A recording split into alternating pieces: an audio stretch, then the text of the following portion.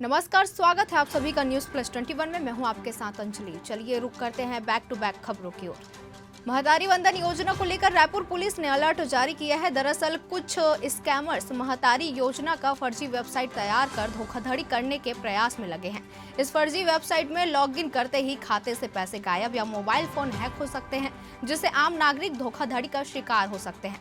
इसको लेकर रायपुर पुलिस ने एक अलर्ट जारी किया है। अलर्ट जारी करते हुए रायपुर पुलिस ने अपील की है कि महतारी वंदन योजना को लेकर केवल आधिकारिक वेबसाइट पर ही क्लिक करें। किसी भी लिंक को क्लिक करने से पहले उसके सत्यता की जांच जरूर कर लें।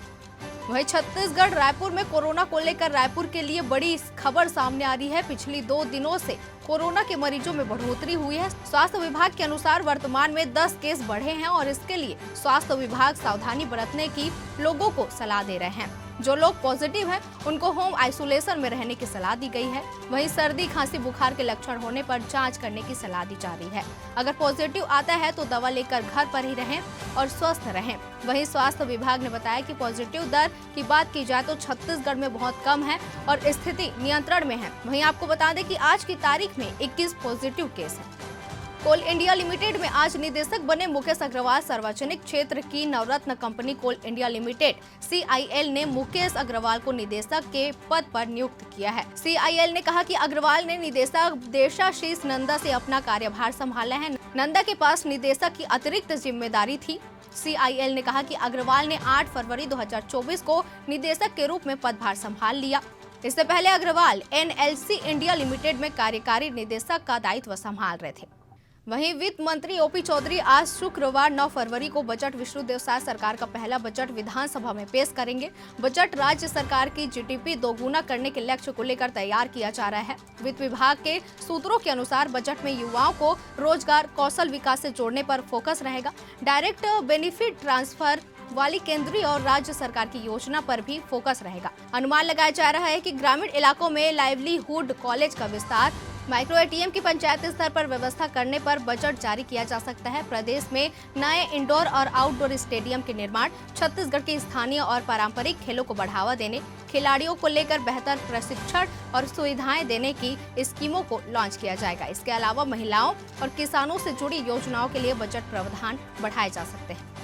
वहीं डीफेक दुनिया भर में बड़ी चुनौती बनता जा रहा है। इसका इस्तेमाल गलत जानकारियों को फैलाने या फिर किसी को बदनाम करने में किया जा सकता है। ऐसे में एक बड़ा डर चुनावों में इसके इस्तेमाल का है, जिसे लेकर सरकार ने अपनी तैयारियां शुरू कर दी है। सूत्रों की माने तो सरकार 2024 के लोकसभा चुनाव में पहले डीफेक डिटेक्शन एक्सपर्ट की टीम तैनात करेगी। गृह मंत्रालय का साइबर विंग डिपार्टमेंट जल्द ही डीफेक डिटेक्शन टूल लेकर आ रहा है। सूत्रों के मुताबिक इस पर बड़े स्तर पर काम चल रहा है, जिसमें BPRD यानी bureau of police research and development और MHA के I4C Indian cyber crime coordination centre department research करके डीफेक डिटेक्शन टूल बना रहा है। वहीं मिली जानकारी के मुताबिक देश भर में हर एक साइबर थाने में इस डिटेक्शन टूल को पुलिस को सौंप दिया जाएगा। इसके आधार पर डीफेक वीडियो को डिटेक्ट करने में सहायता मिलेगी। काशी विश्वनाथ मंदिर के पुजारी को मिलेगी 90,000 सैलरी। कनिष्ठ और सहायक पुजारियों को मिलेगा इतना मानदेय। जी हां, वाराणसी के काशी विश्वनाथ मंदिर में 50 पुजारियों की नियुक्ति होगी। वाराणसी स्थित श्री काशी विश्वनाथ मंदिर के मुख्य पुजारी को बतौर मानदेय 90,000 रुपए मिलेंगे। वहीं कनिष्ठ पुजारी को 80,000 और सहायक पुजारी को 65,000 रुपए का मानदेय दिया जाएगा। ऐसा इसलिए होने वाला है क्योंकि काशी विश्वनाथ मंदिर न्यास की 105वीं बैठक में 41 साल बाद पुजारी सेवा नियमावली को लेकर सहमति बनाई गई है। बैठक में यह भी निर्णय लिया गया कि मंदिर में पुजारियों के कुल 50 पद होंगे और इस पर भी भर्ती के लिए विज्ञापन भी जारी किया जाएगा। इसके अलावा जिले के सभी संस्कृत के छात्रों को श्री काशी विश्वनाथ मंदिर के मुफ्त ड्रेस और पुस्तकें देंगे। पहली बार मंदिर संस्कृत ज्ञान प्रतियोगिता भी कराएगा। साथ ही शहर के कई स्थानों पर बाबा का भोग प्रसाद बांटा जाएगा। वहीं यामी गौतम एक INA ऑफिसर के रोल में नजर आ रही हैं, जो भारत सरकार की तरफ से कश्मीर में उन आतंकियों को पकड़ने के मिशन पर हैं जो इस हमले के पीछे थे। बता दें कि ट्रेलर में अरुण गोविल प्रधानमंत्री नरेंद्र मोदी के किरदार निभाते दिख रहे हैं। उरी में एक बहुत दमदार किरदार में नजर आई एक्ट्रेस यामी गौतम अब फिल्म आर्टिकल 370 में फिर से कश्मीर पहुंच गई है। बता दें कि फिल्म का ट्रेलर आ गया है और यामी एक बार फिर से एक पॉपुलर कैरेक्टर निभा रही हैं। डायरेक्टर सुभाष जम्भाले की फिल्म आर्टिकल 370 कश्मीर की कहानी लेकर आई है।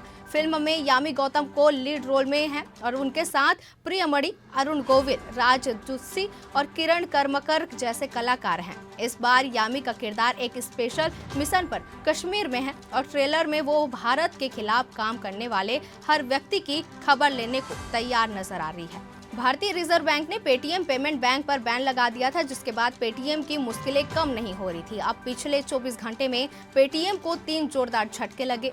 ईपीएफओ ने पेटीएम पेमेंट्स बैंक में क्रेडिट करने और क्लेम सेटलमेंट करने पर रोक लगा दी है। वहीं आज पेटीएम के शेयरों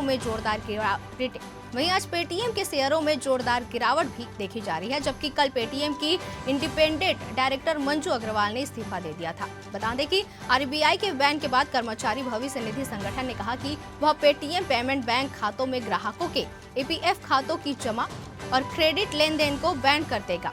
ईपीएफओ ने 8 फरवरी 2024 को एक परिपत्र में अपने फील्ड कार्यालयों से 23 फरवरी 2024 से पेटीएम पेमेंट बैंक लिमिटेड में बैंक खातों से जुड़े दावों को स्वीकार नहीं करने को कहा।